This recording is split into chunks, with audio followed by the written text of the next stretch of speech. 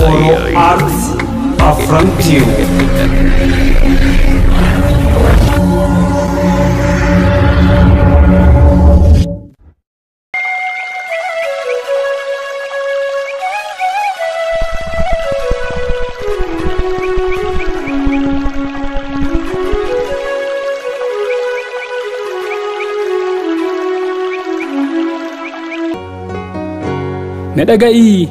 Nadaga'i waa'ee kee odeessaa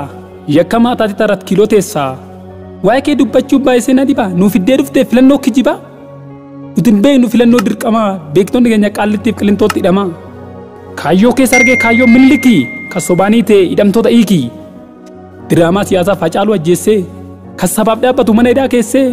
kan homaa hin beekne waa tokko siyaasa nama meeqa ta'e irbaata rasaasa kan Oromoodhaan taane maal godha Oromiyaa keessa hojiin kee hunduu hojii shororkeessa ilma piipii diqaalaa wayyaanee fonqolchuu qabna hundumtuu wal taane sobaan barreessite kitaaba da'amu tokkoffaas ture kan yakkaan himamu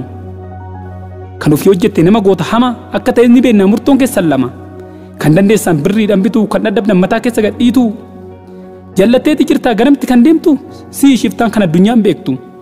ani filadhu ampoolii caccabduu qeerroo fi jawaanii kan Oromiyaan qabdu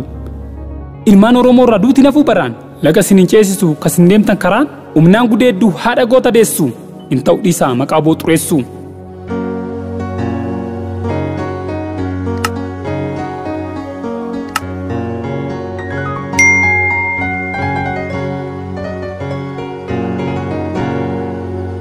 mana nun galtuu nutti marsallaattin si qofan argee kan jiraatu fakkaattin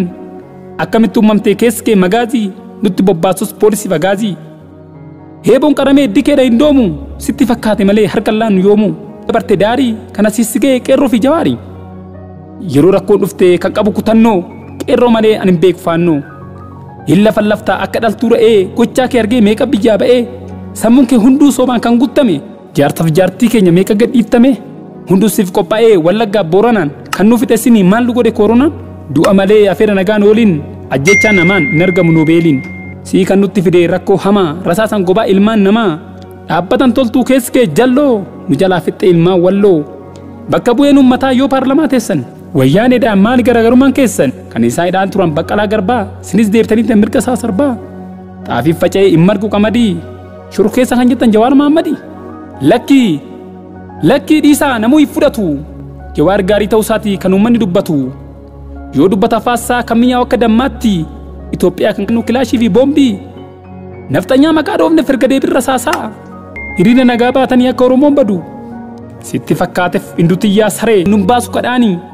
kan sobanii tayyoo dhiisan midhaanii sin quuftanii fakkaattu ta'an karii kan kanaam kanatti kaase haarii keenya ilmaan karaa irratti dhumaa keessan kas tokko nun baasu teenye ilaaluun dhugaa dubbate malee mee maal qaba balleessaa kan nu jala ajjeesan Haacaaluu Hundeessaa ilmaan nu qorree baruma baraanii obsuu keenya balleessinee kan daadii galaanii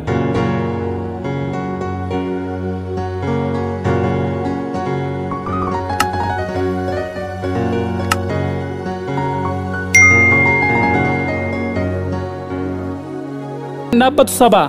irra ni ooltu hunduu guyyaa qaba kana boodan jiru waa tokko araarri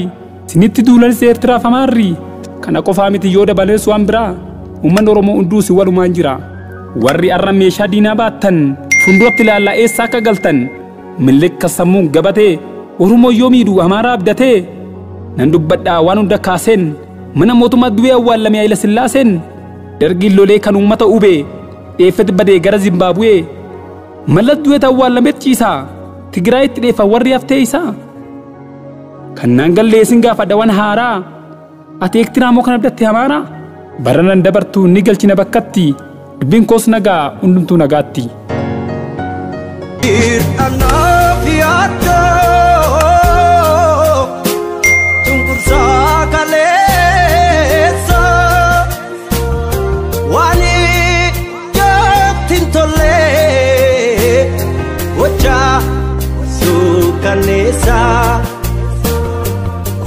Kuneenyu funtoluu